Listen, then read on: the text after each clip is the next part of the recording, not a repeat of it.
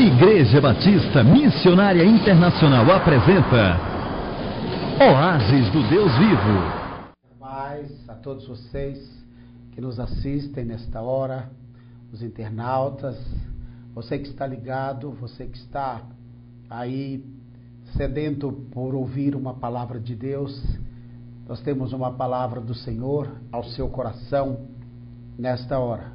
Semana próxima passada, nós estávamos falando sobre o tempo de Deus, iremos continuar esse assunto depois, mas às vezes no meio da mensagem o Senhor nos dá uma palavra rema, uma palavra específica, e nós procuramos trabalhar sobre esta palavra.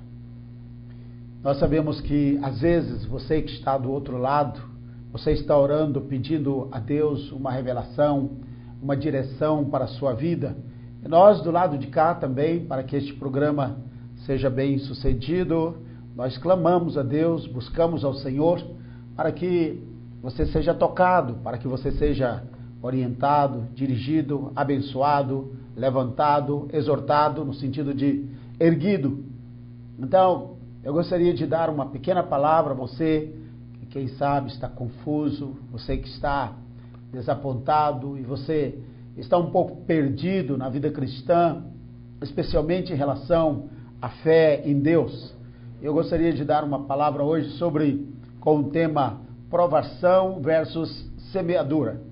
Nós gostaríamos de mostrar para você, na palavra de Deus, o que acontece hoje no mundo. Nós estamos vivendo dias difíceis, dias de notícias que têm sacudido a humanidade.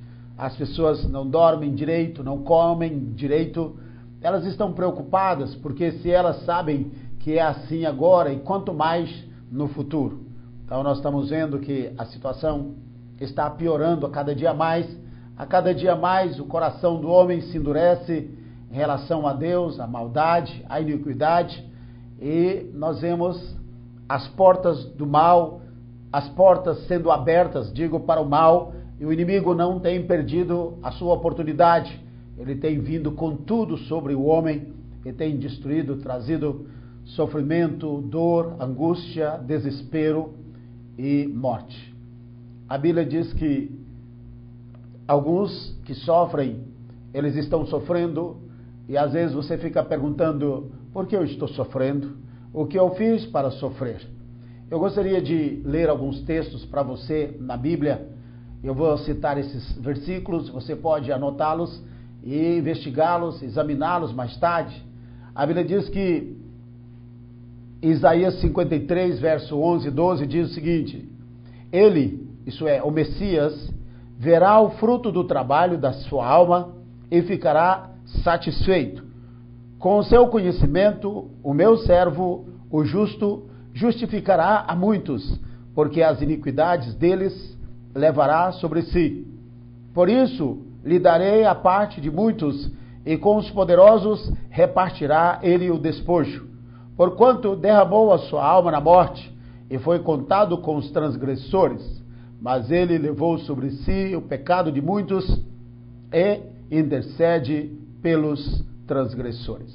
Então nós estamos vendo aqui, e Jesus, o próprio Jesus, ele fez uma semeadura na terra, e a Bíblia diz que ele verá o fruto do seu trabalho. A Bíblia tem uma versão mais acurada que diz: ele verá o fruto penoso da sua alma, do trabalho da sua alma. E a Bíblia diz que ele acertou em cheio. Jesus, ele acertou em cheio. A Bíblia diz que ficará satisfeito. É muito importante quando alguém faz algo de bom e aquela semeadura ela é feita e a colheita vem, especialmente quando nós fazemos algo para Deus, algo para o nosso irmão, para o nosso semelhante, e com certeza Deus é justo, Ele é fiel, Ele não falha, Ele fará com que aquilo redunde numa grande vitória para a sua vida. Então nós sabemos que o próprio Jesus, o Senhor Jesus Cristo, Ele verá o fruto do trabalho da sua alma e ele ficará satisfeito. Então, hoje há pessoas satisfeitas, há pessoas insatisfeitas. Eu gostaria assim de mostrar para você que às vezes nem tudo que você está passando é uma provação. Às vezes o que está acontecendo com você pode ser uma semeadura. Pode ser que você semeou sementes ruins, você semeou coisas ruins e agora você não está nem sequer a lembrar, mas você sabe, e quando sua mente está assim bem aguçada e os pensamentos vêm ao seu coração, você tenta lembrar que quem sabe no passado você não foi uma pessoa boa, você não foi uma pessoa piedosa, você não foi justo, você não foi temente a Deus. E viveu uma vida totalmente contrária à palavra de Deus, uma vida desordenada, uma vida sem freios, e hoje você está pagando. Você pode dizer, mas eu não sabia. Não importa, se você quebra a lei do trânsito e passa por uma sinaleira e avança o sinal vermelho, mais cedo ou mais tarde uma multa vai chegar na sua casa. Aí você vai pular e dizer, essa multa está cara, está muito alta, eu não sabia que havia sinal ali, sabe? Mas eu não sabia que havia ali uma filmadora, eu também não sabia se estava nessa velocidade, eu me descuidei. Nós podemos dar todo tipo de desculpa, mas o que vai acontecer é que a multa vem. A transgressão, ela não será perdoada. Da mesma forma, são os nossos pecados, da mesma forma, são as iniquidades. Então o homem hoje está fazendo coisas erradas, está fazendo tantas coisas que Deus não aprova, e ele pensa que isso vai ficar assim mesmo. Não, todo mundo peca, todo mundo quebra a lei de Deus, Deus é bonzinho, Ele é bom pai, não vai me jogar no inferno. Essa é a filosofia do ser humano, e infelizmente com essa filosofia maligna, diabólica, o homem se engana e quando ele acorda no inferno. Recentemente passou pela cidade uma senhora que ela visitou o inferno algumas vezes, e ela disse que o final de semana é o período que o inferno mais se abre para receber as pessoas que descem para aquele lugar terrível. E as pessoas, elas acordam naquele lugar, elas têm consciência, porque elas morrem, essas pessoas morrem aqui de acidentes, de adrenalina, de pegas, de pique, e de alta velocidade, de drogas, de pilex, deboches, e de festas, e um matando o outro, e a pessoa fecha os olhos aqui, e ela acorda na eternidade. E infelizmente, na eternidade, sem Jesus. Então, é muito importante que você ouça isso que vou falar com você. Não pense que Deus ele está olhando para o outro lado, ou que Deus virou as costas e você diz, olha, Deus não me vê, Deus não cobra de ninguém, as pessoas estão pecando, o ímpio peca e ele está prosperando. Não caia nessa, não vá por este caminho. Deus ele vai cuidar sim, ele vai tratar, ele vai chamar o homem a juízo, ele vai chamar o homem a julgamento, e eu e você que conhecemos a palavra temos que abrir os nossos olhos, porque Deus é um Deus, ele ama, mas ele também tem outro atributo, além de ser o atributo do amor, ele tem o atributo da justiça. Então, a Bíblia fala que alguns estão sofrendo ou passando uma grande luta, não é simplesmente porque estão sendo provados, ou estão passando por uma prova, mas não, às vezes é uma semeadura ruim que você fez, e agora o tempo da colheita chegou, e nós sabemos que a semeadura ela é livre, todos sabem disso, mas a colheita ela é obrigatória. A Bíblia diz que não erreis, tudo que o homem semear, isso também ele vai ceifar. Tudo aquilo que o homem semear, ele vai colher. Não importa se é um cristão, não importa se é um ateu, não importa se você acredita em Deus ou não, quebrando as leis de Deus, Deus vai cobrar essas leis, porque as leis divinas, elas são proteção para o homem que teme a Deus. Se você vai nas cataratas do Iguaçu, ali na Foz do Iguaçu, você vai ver algumas cercas, você vai se aproximar no máximo do abismo, no abismo daquelas cataratas, mas você não pode ir muito próximo, porque há algumas cercas que impedem o homem de se aproximar tanto, porque alguém pode ficar tonto, perder o equilíbrio, cair, morrer, mas ali não. Há algumas cercas que protegem os turistas. E por que isso? Porque aquela cerca é para proteger o homem da queda, da morte, do descuido, da fatalidade, da destruição, digo. Então, por isso que Deus nos cercou com as suas leis.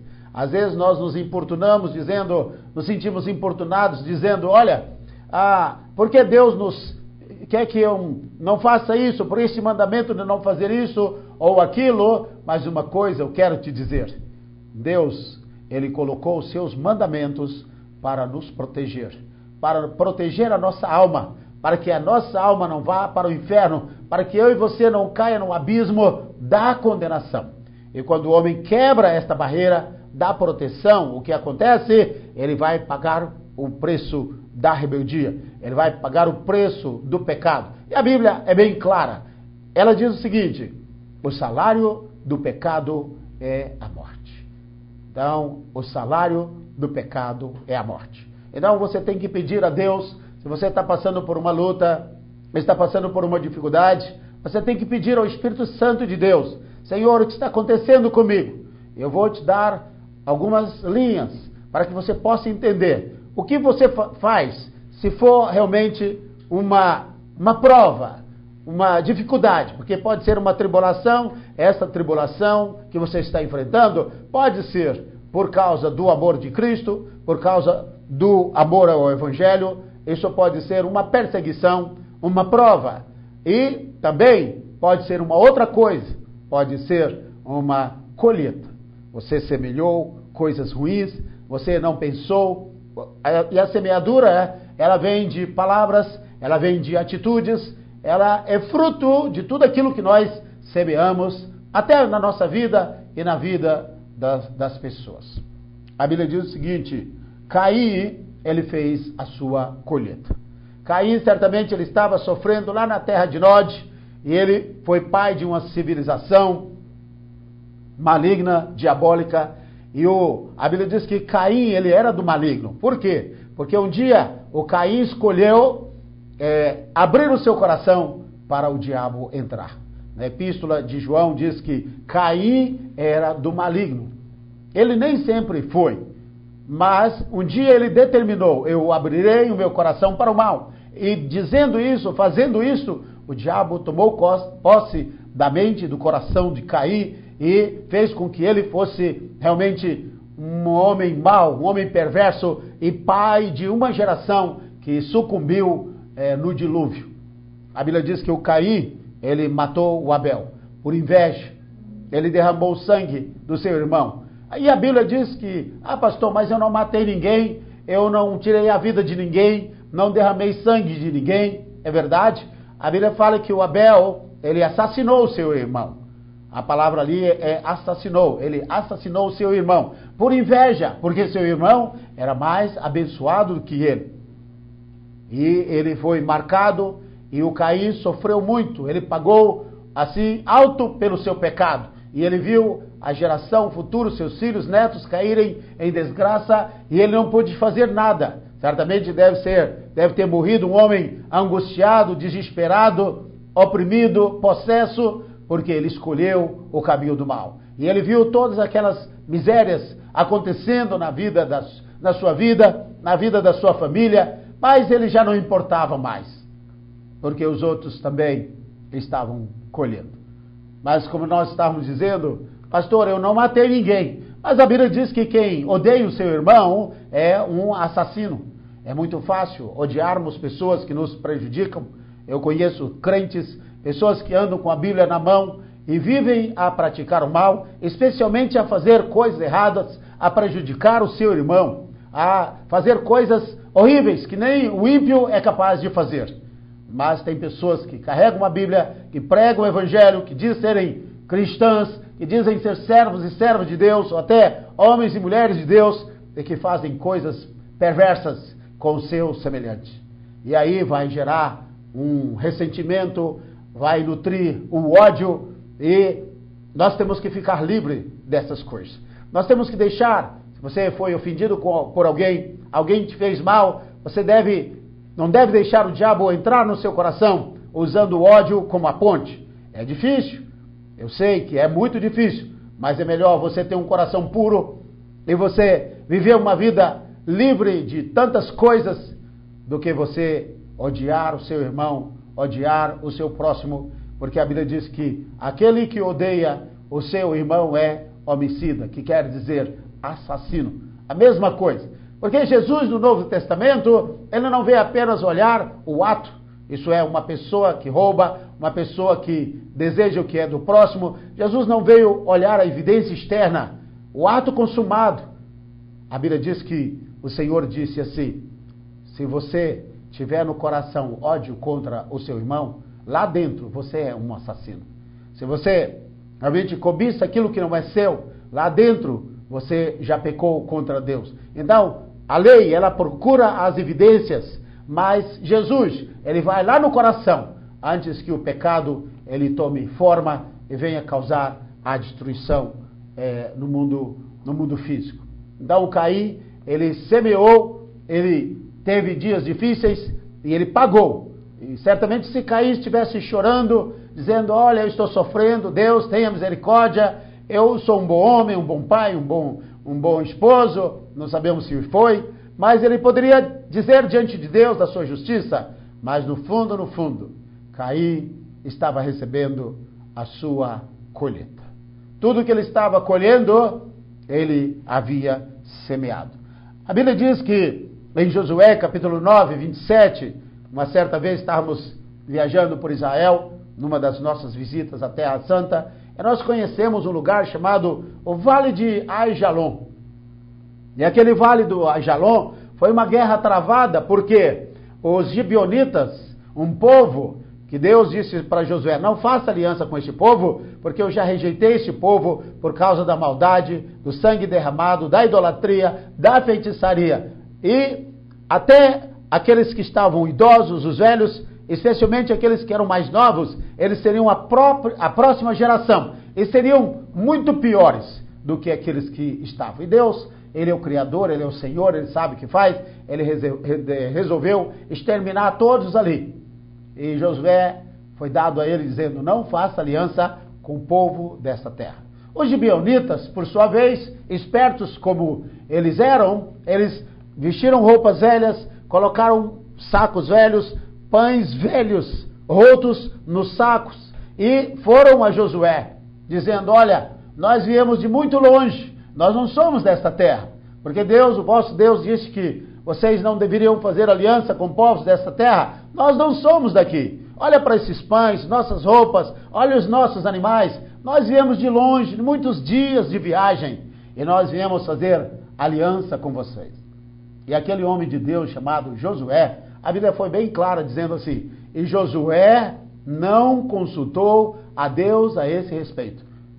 Às vezes o inimigo aproveita da sua guarda que está abaixo, que você está com a espada na bainha, e você se descuida. Josué errou, mas aqueles homens, eles tinham a capacidade de enganar o seu semelhante. Mas isso não ia ficar por isto. Nós sabemos que esse ato não ficaria por isto. E nós vemos que depois o Josué descobriu que aquele povo era daquela terra. E houve guerra contra eles, e os homens disseram: vamos destruí-los. Aí os anciãos disseram: não podemos fazê-los. Eles agora são aliados nossos, porque nós fizemos esta aliança com eles e usamos o nome do Senhor, o Deus. O nome de Deus não pode ser tomado em vão. Isso seria um pecado bem maior. E o Josué teve que entrar nessa batalha, e ele travou uma guerra para defender aquele povo. E Josué ganhou a guerra, porque Deus estava com ele. Mas depois ele foi tratar com os gibeonitas. E o povo queria destruir os gibeonitas, dizendo: olha, vocês nos levaram ao campo de batalha a fazer uma guerra, e vocês nos enganaram, e vocês são dignos de mortes. E o Josué disse: não, nós não podemos fazê-lo, e não podemos fazer isto, nós não podemos matar esses homens, eles são nossos aliados. E a Bíblia diz que Josué disse o seguinte: e naquele dia Josué os fez rachadores de lenha e tiradores de água para a congregação e para o altar do Senhor, até o dia de hoje, no lugar que ele escolhesse. Nós sabemos que quem engana, nós sabemos que quem semeia engano, acaba ficando escravo. E foi exatamente o que aconteceu com os gibeonitas. Os gibeonitas, eles enganaram a Josué, eles enganaram os anciãos, mas não ficou por isso. Eles iam colher o fruto amargo do engano. E sabe o que aconteceu? Eles ficaram como escravos. Diz, olha, nós não podemos destruir vocês, mas o castigo de vocês será, vocês serão rachadores de lenha e carregadores de água. Você já pensou? O pai era carregador de água, o filho, o neto, o bisneto. Eu não sei o que Deus fez para libertar esses homens, mas nós sabemos que hoje as pessoas que enganam, as pessoas que são más, as pessoas que traem o seu líder, as pessoas que traem o seu semelhante, as pessoas que vão pelo mau caminho, essas pessoas, elas acham que vão ficar impunes, mas não vai dar certo, não será assim.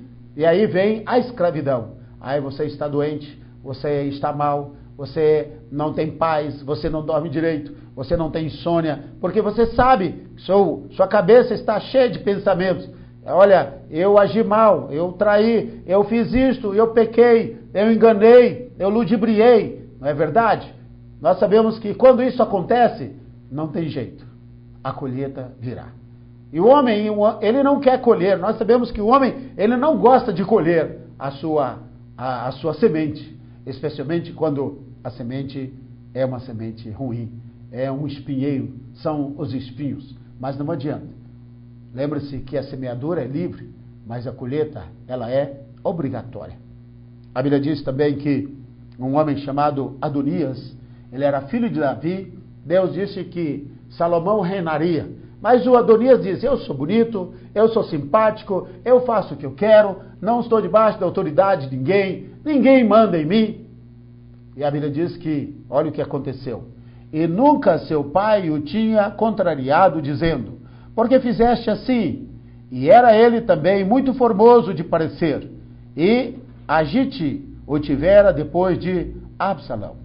Esse Adonias era filho de Davi e era cheio de vontade. Ele não recebeu disciplina, ele não recebeu instrução. Ele sempre, quando ele queria fazer o que era de errado, o pai dizia, olha meu filho, não faça isso. Mas os irmãos dizem, olha meu pai, ele precisa ser castigado, ele precisa ser repreendido, o senhor tem que jogar duro com ele, porque ele já fez isso várias vezes, e o senhor diz a mesma coisa para ele. Mas o Adonias, aqui ele cresceu cheio de vontade, e o pai não importou de tratar com ele, de aconselhá-lo, de sentar com ele, de orientá-lo no caminho mau, e de ser firme com ele.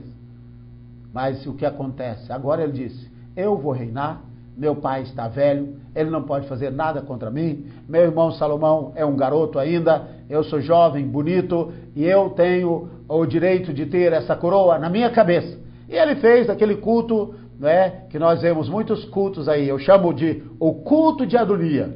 Tem celebração, tem pregação, tem sacerdote, tem grito, tem palmas, tem danças, tem tamborim, tem tudo. Você olha de fora, tem tudo, não falta nada. Só não tem a presença de Deus.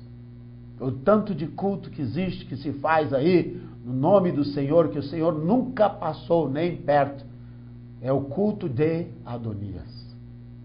O culto de Adonias. Isso é muito perigoso. Isso tem sido muito comum hoje. Lugares onde há tanta emoção, onde as pessoas fazem tantas coisas usando o nome de Deus, mas Deus nunca nem passou perto daquele lugar. E finalmente, o sacerdote veio, falou com o rei Davi, e por instrução, dando instrução a Batseba, mulher de Davi, mãe de Salomão, e disse para ele, olha, majestade, o senhor disse que Salomão reinaria, Adonias se declarou rei, lá estão com ele uma multidão, um sacerdote, parece que o Joabe de Davi, que era o comandante do exército de Davi, um homem muito carnal, Joabe era carnal, e Batseba deu uma palavra para Davi, Davi mandou que Salomão fosse colocado no seu jumento, no seu animal, e fosse levado às ruas e declarado vida longa ao rei Salomão. E toda a cidade estremeceu, e lá no culto que Deus não estava, lá na celebração onde Deus nunca havia passado, ficou-se sabendo que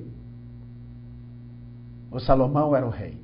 Adonias veio correndo para pedir perdão ao Salomão, se humilhou, mas o mal estava no coração dele. Salomão disse para ele, vai para casa.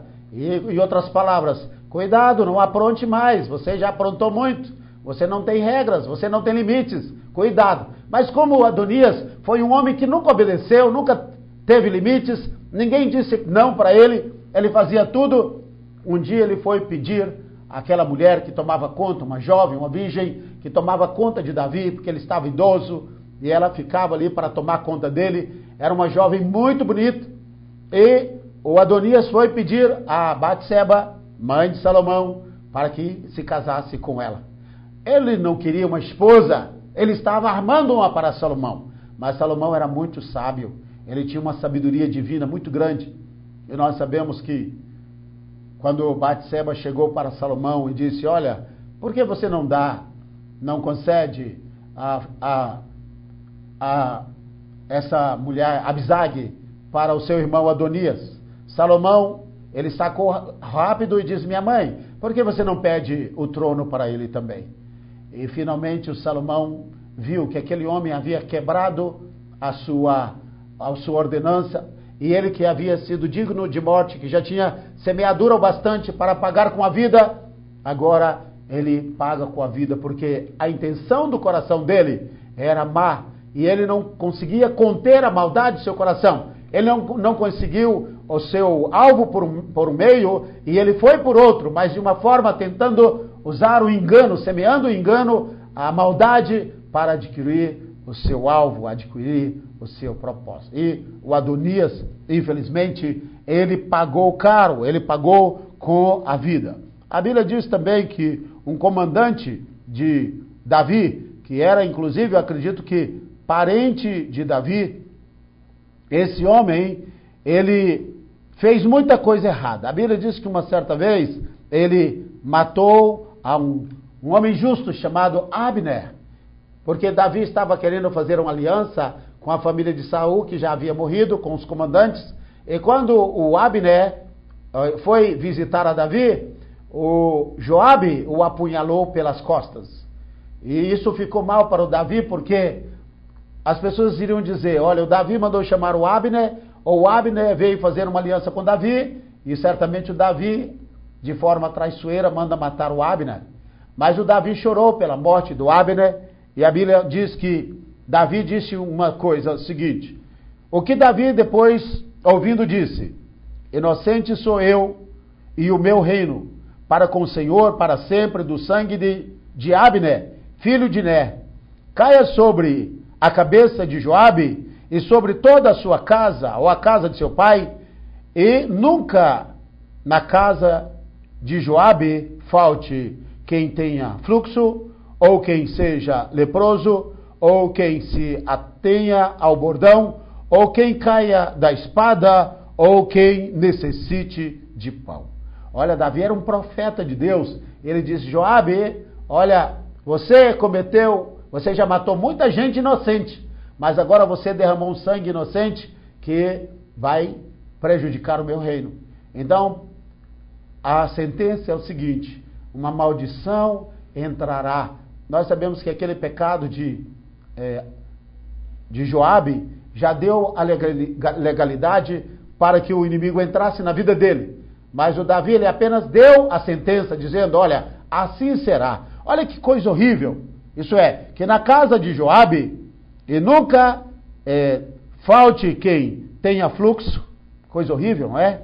Quem seja leproso, ou quem se atenha ao bordão, isso é, que peça esmola, ou quem caia à espada, ou quem necessite de pão. Então, nós sabemos que essa palavra era uma palavra para o Joabe, ele mudar de vida, mas ele não se emendou, pelo contrário, ele estava no meio da família de Adonias, quando o Davi estava já idoso. E ele diz, olha, eu vou seguir com Adonias. E o Salomão ficou sabendo, e o Joabe finalmente recebeu uma disciplina. Ele pagou com a vida. Dizem que o Joabe, ele correu para as pontas do altar. Você sabe o que significa? Você sabe o que significa as pontas do altar? É o seguinte, Deus mandou colocar nas pontas do altar, o altar do holocausto, havia pontas. E uma pessoa, quando estava em grande desespero, corria e segurava nas pontas do altar. Ela poderia fazer qualquer coisa errada. Ela corria ali para o tabernáculo e segurava, se ajoelhava e segurava nas pontas do altar. Ninguém podia tocar. E nós sabemos que o Joabe, quando ele viu que ele tinha feito tanta maldade, tanta perversidade, sabe o que ele fez? Ele correu para as pontas do altar. Às vezes o homem, quando corre para as pontas do altar, já é tarde demais em relação, não à salvação, porque a salvação Deus dá a oportunidade a todo tempo, mas às vezes já é tarde demais, porque o juízo já veio. A condenação, o julgamento já veio. E o Joabe segurou nas pontas do altar e o Benaias disse, olha, Salomão, ele está nas pontas do altar e segundo a lei, eu não posso tocá-lo. Ele está seguro nas pontas do altar. E segundo a lei de Moisés, ninguém pode tocar. Salomão disse, o sangue dele caia sobre a sua cabeça e o meu reino fique limpo. E ele morreu segurando nas pontas do altar. Há pecados, há coração duro, há pessoas tão más, tão ruins, que elas não vão ter misericórdia de Deus quando clamarem, porque elas fizeram tanta maldade, elas fizeram tanta perversidade, e especialmente elas não tiveram nem um pingo de misericórdia. E a Bíblia diz que a misericórdia triunfa do juízo. Isso é, quem não teve misericórdia, não alcançará misericórdia. Isso é, no dia do juízo, o que vai prevalecer é o seguinte, você teve misericórdia, seu irmão, você teve chance de prejudicar alguém, você prejudicou. A Bíblia diz que o Davi, Deus colocou o Davi, nas mãos do Davi, o Saul, 3 vezes. E a Bíblia diz que veio um profundo sono do Senhor sobre Saul. Davi estava ali com tudo na mão para tirar a vida de Saul. Mas ele disse, eu não vou tocar no ungido de Deus, porque eu sei que ninguém ficará impune, eu sei que ninguém ficará impune tocando no ungido do Senhor. E o Davi entregou nas mãos do Senhor aquele homem, até que o próprio Deus veio e acertou as contas com Saul, quando ele foi buscar ajuda na feitiçaria, em vez de clamar a Deus. Mas aí ele já estava colhendo a sua maldade, a sua iniquidade, e ele estava alcançando a sua semeadura, a sua colheita. Às vezes as pessoas dizem, mas eu não sou uma pessoa ruim, eu não sou uma pessoa má. Bom, se é esse caso, eu vou te mostrar um texto, daqui a pouco vou ter a oportunidade de fazer a leitura, mas antes eu vou falar de um homem chamado Simei. Segundo o livro dos Reis, capítulo 2, diz o seguinte, que o Simei, quando Davi estava sendo perseguido pelo Absalão, o Simei, ele era parente do Saul, e ele saiu jogando pedras no Davi e amaldiçoando o Davi. E amaldiçoava o Davi.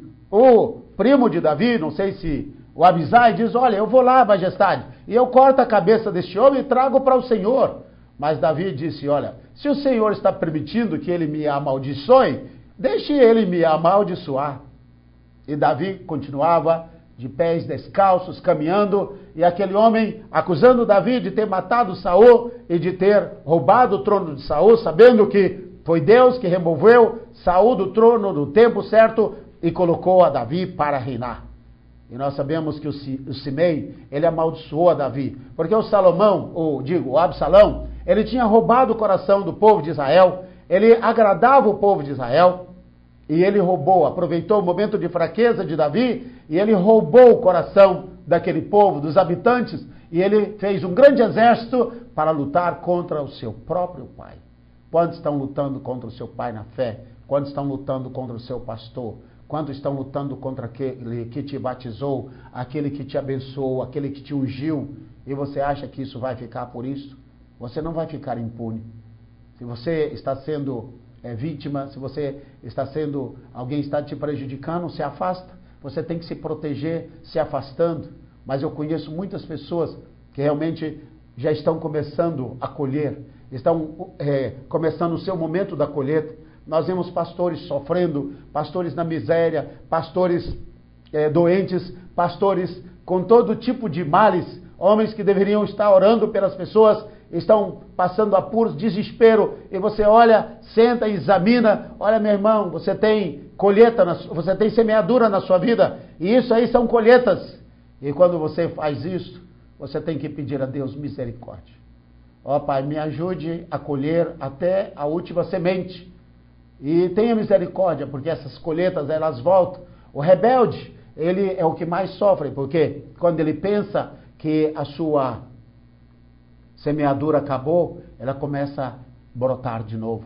Nós falamos da semana passada do Gaddafi ali na Líbia, cerca de 40 anos atrás, pouco menos de 40 anos atrás, ele viu o seu semelhante no poder, fazendo coisas erradas, ele era jovem e disse, eu vou lutar contra esse homem e eu vou ser o rei, o ditador, o líder desta nação. E ele foi lá e derrubou aquele homem que estava no poder e ele assumiu o poder. Só que voltou a fazer coisas iguais ou piores do que o outro. Agora, a colheita dele chegou.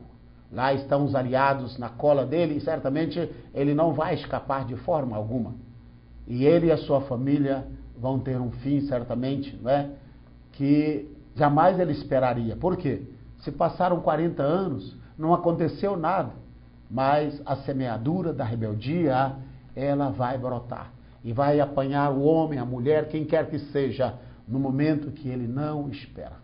Então, Gaddafi pode dizer, eu fiz coisa boa na minha nação, eu fiz coisas boas, não sou um homem tão ruim. Mas alguém deve dizer para ele, olha, não esqueça, meu amigo, que isso aí é a sua colheita. Essa é a semente que você semeou há algum tempo atrás. E o Simei?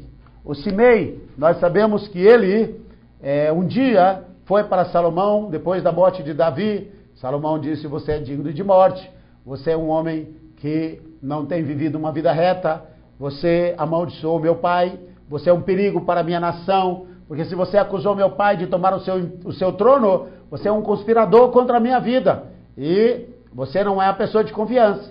Eu vou te dar uma prisão assim de cidade, e você vai ficar em Jerusalém, e nunca você vai sair. A sua prisão é Jerusalém. Se você cruzar os limites de Jerusalém, você morre. Então, o Salomão disse, podemos firmar isso diante do Senhor? E o Simei disse, está firmado, e eu obedecerei, e eu, que sou digno de morte, eu aceito esta punição. Mas você sabe, o homem que tem que colher coisas ruins, mais cedo ou mais tarde, alguma coisa acontece. 2 escravos de Simei fugiram e foram para um lugar muito distante. E ele, sem pensar, ou pensando que Salomão era infantil, não iria cobrar dele, foi atrás desses escravos e voltou. Alguém que certamente não gostava dele, porque ele era um homem muito mau, muito perverso, foi e disse a Salomão, olha, Simei quebrou a sua ordem, Simei quebrou o juramento que fez perante o Senhor. E nós sabemos que Salomão mandou buscá-lo e disse, olha, você não comprometeu diante do Senhor, fazendo um juramento que o dia que você cruzasse os limites de Jerusalém, você morreria? Ele disse sim. Então Salomão disse, você pagará por isto. Certamente a família de Simei poderia dizer, ele foi um bom homem, ele foi um bom patrão, até um bom pai. Olha, por que isso está acontecendo? Colheita, meu irmão. Colheita. O tempo da colheita de Simei veio. Sabe por quê? Um dia ele amaldiçoou um homem justo que havia caído no pecado, que havia feito coisas a que Deus não agradava e que havia realmente pecado contra Deus. E aquele homem achou que ele deveria fazer a justiça, amaldiçoando, jogando praga, espraguejando, jogando pedras. E falou tudo que estava no seu coração. Davi não se importou e disse, olha, isso aí é com Deus. Deixa com o Senhor. O Senhor vai resolver isto. Isso está no segundo livro dos Reis, no capítulo 2. A Bíblia diz que também o Geazi, que era discípulo de Eliseu. A Bíblia diz que um dia o Naamã, no segundo livro dos Reis, diz que Naamã, ele veio para ser curado pelo Eliseu, e o Eliseu falou, olha, você não precisa pagar isto, isso aí é uma benção, não vou te cobrar nada. E a Bíblia diz que o Geazi disse, mas nós estamos precisando de tanta coisa, era um discípulo de Eliseu, e ele correu atrás e usou o nome de Eliseu para pegar dinheiro, pegar tantas coisas, não sabendo que Deus poderia suprir de outra forma. E quando o Geazi voltou, o Eliseu, através da palavra do conhecimento, diz, olha, eu sei onde você foi, eu vi tudo. Você usou uma ocasião para tirar proveito e pegar benefícios daquele homem, que eu disse que nós não receberíamos nada dele, para que ele não escandalizasse, porque ele não conhece a Deus, e para que ele nunca ligasse que a bênção que ele recebeu foi paga. Aí o Eliseu disse, a lepra de Naamã pegará em você. E disse que o Geazi ficou leproso, porque ele foi rebelde, ele desobedeceu o Senhor. Agora, eu gostaria de ler um outro texto para você aqui, para que você possa entender outra face, o que significa provação. A primeira epístola de Pedro, no capítulo 4, versículo 12, diz o seguinte, amados, não estranheis a ardente prova que vem sobre vós para vos tentar, como se coisa estranha vos acontecesse. Então ele está falando de prova. Aqui é prova. Mas alegrai-vos no fato de serdes participantes das aflições de Cristo, para que também na revelação da sua glória vos regozijeis e alegreis. Se pelo nome de Cristo sois vituperados, bem-aventurados sois, porque sobre vós repousa o Espírito da glória e de Deus. Quanto a eles, é ele sim blasfemado, mas quanto a vós é glorificado. O apóstolo aqui, Pedro, está falando da perseguição que está vindo contra a igreja. Ele está instruindo os irmãos de como se portar. Que nenhum de vós padeça como homicida, ou ladrão, ou malfeitor, ou como que se entremete em negócios alheios. Mas se padece como cristão, não se envergonhe, antes glorifique a Deus nesta parte. Porque já é tempo de que comece o julgamento pela casa de Deus, e se primeiro começa por nós, qual será o fim daqueles que são desobedientes ao Evangelho de Deus? E se o justo apenas se salva, onde aparecerá o ímpio e o pecador? Portanto também os que padecem segundo a vontade de Deus. Olha aqui, isso aqui é muito forte. Você está padecendo segundo a vontade de Deus? O sofrimento que você está passando é fruto de quê? De rebeldia, é fruto de desobediência, é fruto de palavras, de atitudes, é fruto de tudo aquilo que você tem feito que é errado, que é quebrando os mandamentos de Deus. Você tem que ser humilde e dizer, tenha misericórdia de mim, Senhor. Tenha misericórdia. Como aquele homem lá na cruz ao lado do Senhor. Senhor, olha, e ele disse para o seu colega, olha, esse homem nunca fez algo mal. Esse homem nunca cometeu pecado. Mas eu e você, ele dizendo para o seu companheiro, nós somos dignos dessa punição. Nós fizemos algo para merecer este castigo. Não é verdade? Então, se o seu caso, você diz, pastor, eu estou sofrendo por amor a Jesus, eu estou sofrendo por amor a Cristo, olha o que a Bíblia diz. E se o justo apenas se salva, onde aparecerá o ímpio e o pecador, portanto também os que padecem segundo a vontade de Deus, encomendem-lhe as suas almas como ao fiel Criador, fazendo o bem. A Bíblia diz que se eu e você estamos sendo perseguidos por causa do nome de Jesus, isso sim é uma provação, é uma perseguição, para que a nossa fé seja provada. Eu poderia citar aqui o caso de Jó. Jó nunca fez nada de errado. Ele era um homem íntegro. A Bíblia mostra as qualidades de Jó. Como aquele homem temia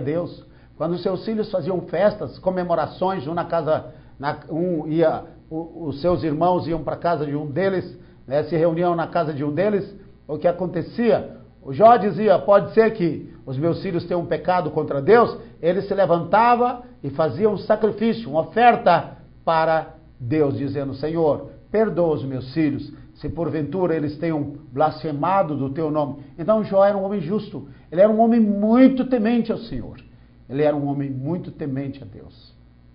Então ele estava sofrendo, ele não sabia. Ali sim era uma prova. Satanás foi diante de Deus dizendo assim, olha Deus, o Jó é próspero, o Jó tem dinheiro, tem conta no exterior, ele tem ouro sem medida, ele é o mais rico do Oriente e ele te serve por valores, porque ele recebe bênção material. Dê a ele um momento de vacas magras para ver se ele não abandona a tua casa, se ele não deixa de ir para os cultos, se ele não deixa de entregar o dízimo, a oferta, toca nas finanças dele para você ver, mexa com ele, você vai ver. Mas o diabo estava para ter uma grande surpresa, e a surpresa é que há homens e mulheres fiéis na terra, que quando são provados e que têm um coração justo, esses homens e essas mulheres clamam a Deus pedindo a misericórdia. E a Bíblia diz que Jó, ele não pecou em momento algum contra o Senhor. No final do livro, aqueles homens que vieram dar um apoio para o Jó, que eram seus amigos, os amigos de Jó, a Bíblia diz que eles não entenderam, falaram algumas coisas que não deveriam, e a Bíblia diz que Deus cobrou deles, porque eles deveriam confortar o Jó, que era justo, então eles falaram coisas da parte de Deus que não deveriam. E a Bíblia diz que Deus disse, então Jó, meu servo, nessa situação, ore por eles.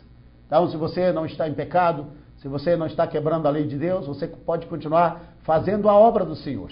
Eu conheço pessoas, e você sabe muito bem disso, já aconteceu praticamente com todos. Você ir confortar alguém que está doente, no desespero, na aflição, e aquela pessoa tem mais força, mais fé do que você. E a Bíblia diz que Jó fez uma intercessão pelos seus amigos. Ele começou a clamar a Deus pelos seus amigos. E a Bíblia diz que Deus mudou o cativeiro de Jó quando ele orava pelos seus amigos. Olha, Deus mudou o cativeiro de Jó quando ele orava pelos seus amigos. Quem estava precisando de oração? Era Jó. Mas Deus disse, Jó, você vai ser o intercessor para que eu não pese a minha mão sobre eles. E Jó disse, pois não, Senhor, eu vou fazer um clamor pela vida desses homens. E naquele momento que Jó estava orando, ele que precisava de tanto do milagre de Deus, ele que precisava tanto da bênção de Deus na vida dele, ele estava orando pelos outros. Isso que é fé de verdade. Isso que é amor de verdade. E na hora que Jó estava intercedendo pelos seus amigos, Deus disse, Deus curou a Jó, tirou aquela chaga dele, deu saúde para ele e disse, olha, a partir de hoje você terá dobrado. Tudo que você tinha, você terá o dobro. E no último capítulo do livro de Jó, você vai ver que o Jó teve exatamente o dobro de tudo aquilo que ele tinha de bens materiais. E Deus disse, você vai viver até você dizer, Senhor, chega, eu não aguento viver mais. Senhor, me leva. Eu já estou velho, já estou, Senhor, olha, já vivi bastante, estou cansado. Estou, Senhor, velho e farto de dias. Esta é a expressão de Jó. Então, eu gostaria de orar por você, para que Deus te dê discernimento espiritual. Porque talvez você esteja dizendo, eu estou sendo provado. E não é. Você está recebendo a sua colheita. Você plantou, agora você tem que colher. Mas se você está sendo provado, você está sofrendo, como diz Pedro aqui, segundo a vontade de Deus, pode ter certeza, Deus te dará a vitória. E da mesma forma que Deus, no momento vai fazer com que você faça um clamor, uma intercessão, que você clame a Deus, da mesma forma, Deus vai visitar você no momento em que você estiver orando, que você estiver intercedendo. Deus vai dizer, a partir de agora, eu mudo o seu cativeiro. A partir de agora, Satanás será repreendido. Eu creio que o inimigo recebeu, na verdade, o anjo deu um murro na cara dele, ele foi parar lá na outra galáxia e nunca mais veio perturbar o Jó, porque o Jó foi aprovado. Jó trouxe glória para o nome do Senhor. Mas se eu e você pecamos, falamos o que não deve, nós semeamos coisas que não deve, nós falamos, temos atitudes que contrárias à palavra do Senhor, murmurações, xingamentos, palavras contra o reino de Deus, a colheita virá. Aí, meu irmão, peça a Deus misericórdia. E diz, ó Pai, tenha misericórdia de mim. Senhor, me ajude a colher essa semente que eu plantei, Pai. E é você que tem que colher. E você sabe que às vezes tem semeaduras, nós iremos falar no próximo programa, que ela passa para a próxima geração. Há pais que semearam no passado e os filhos estão colhendo. Eles não são culpados, mas eles recebem o resultado. Não é verdade? Ele recebe o resultado. Culpa não, mas ele recebe aquilo que o pai fez. A Bíblia diz, visitarei a maldade dos pais dos filhos até a terceira e a quarta geração. Eu vou explicar isso no próximo programa. Mas vamos orar nesta hora.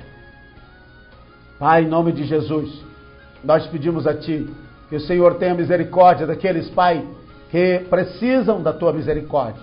Pai, aqueles que têm, Senhor, semeado uma semente má, como nós falamos aqui, o Simei, o Caí, o Geazi, Senhor, ou outros homens, Pai, que viveram no passado, ó Senhor, que eram sementes da descendência de Abraão, o Joabe, o Simei, ó Senhor, homens e até mulheres, Pai, que semearam sementes, ó Pai, malignas, Pai, e colheram, ó Senhor, e pagaram até com a morte, como o caso do Simei, que era filho de Davi, Senhor.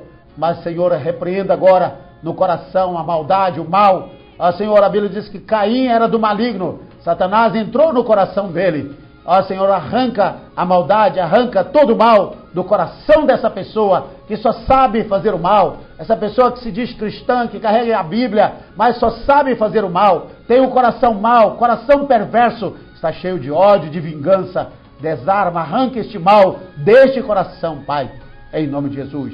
Eu oro também, Pai, por aqueles que estão sofrendo, por aqueles que te servem, por aqueles que te amam, Senhor, como Jó, Senhor, que te amou de verdade, de coração, que te temia de verdade, mas foi provado, Senhor, foi provado, a sua fé foi provada. E nós sabemos, Pai, que depois de provado, ele foi aprovado, e nós sabemos que a vitória foi dele. O Senhor deu para ele uma grande bênção, o Senhor deu para ele uma grande vitória, Pai. Estenda sobre eles, Pai, a tua mão. Estenda, Senhor, sobre os teus filhos a tua mão. Da mesma forma que o Senhor derramou sobre Jó, porção dobrada de tudo, Senhor, derrama sobre os teus filhos, que são fiéis. Ó Pai, a esposa que está sofrendo, perseguida pelo esposo, o filho que está perseguido pelo pai, por causa da fé, o marido, Pai, tem sido enxotado pela mulher, porque aceitou Jesus. Ó Pai, tenha misericórdia, Pai. Nós vivemos um mundo que nós vemos todos os dias, homens e mulheres, colhendo, Senhor, ó Pai, recebendo a sua colheita. Tenha misericórdia da nossa vida, em nome de Jesus, amém, aleluias, glória a Deus, Deus te abençoe. Nós estamos chegando no final do nosso programa. Visite o nosso site, será um prazer. Você vai conhecer a nossa igreja, vai ouvir palestras gravadas. Nós temos palestras curtas gravadas no Monte Sinai, em Jerusalém, no Rio Jordão, em vários lugares, no Monte das Oliveiras, no Jardim das Oliveiras. E ali nós temos mensagem. Há uma mensagem, é um livro do Apocalipse gravado capítulo por capítulo.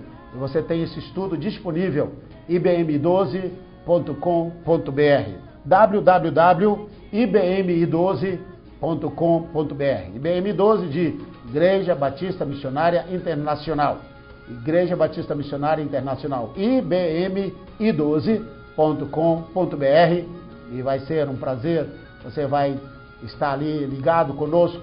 Nesses dias nós colocamos pedidos de oração pela nossa cidade, pelos alvos da nossa cidade, para que Deus possa abençoar a nossa cidade. Fique na paz. Este é o programa Oásis do Deus Vivo, no seu final, na pessoa do pastor João Batista da Silva. Que Deus te abençoe e com a ajuda de Deus voltaremos no próximo programa. Fique na paz, fique no óleo, fique na unção e semeie uma boa semente para que você tenha paz e alegria de vida. Deus te abençoe. Igreja Batista Missionária Internacional apresentou Oásis do Deus Vivo.